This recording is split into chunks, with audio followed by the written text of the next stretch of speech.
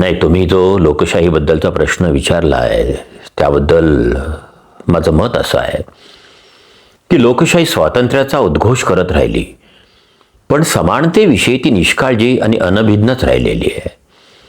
म्हणून तर बाबासाहेबांनी 1943ला ट्रेड युनियनच्या कार्यक्रमात भाषण करताना म्हटलं होतं की संसदीय लोकशाही वाटली होती तेवढी काही सर्वोत्तम शासन व्यवस्था नाही. ज्या देशात कमालीची सामाजिक आणि आर्थिक लोकशाही संपुष्टात जाण्याच्या मार्गावर आहे त्या देशात राजकीय लोकशाही यशस्वी होऊच शकत नाही. आपण लक्षात ठेवलं पाहिजे की लोकशाही हे समतेचे दुसरे नाव आहे.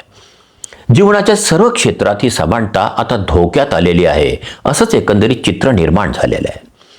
आपल्या देशातल्या संसदीय लोकशाहीनं स्वातंत्र्य आणि समानतेमध्ये समतोल राखण्याचा प्रयत्न केल्याचं कुठं जाणवत नाही. त्यामुळे स्वातंत्र्याने समतेला गिळंकृत केलं की काय असं वाटायला लागतं.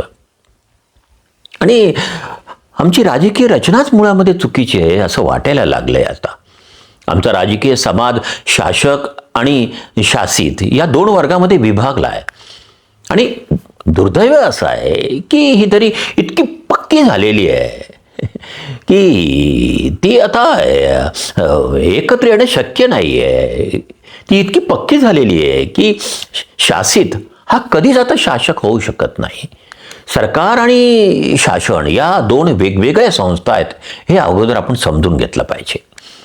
वर्तमान काळाविषयी बोलायचं झालं तर घराणेशाहीने प्रजेवर चालवलेलं हे सगळं सरकार आहे. अशा स्थितीत सरकारच्या गुलामीत शासन धन्यता मानतं. आणि मग मला सांगा की अशा स्थितीत सामान्य जनतेची संसदीय लोकशाहीकडून स्वातंत्र्य, समता आणि आनंदी जीवनाची अपेक्षा ही कमालीची फोल ठरते.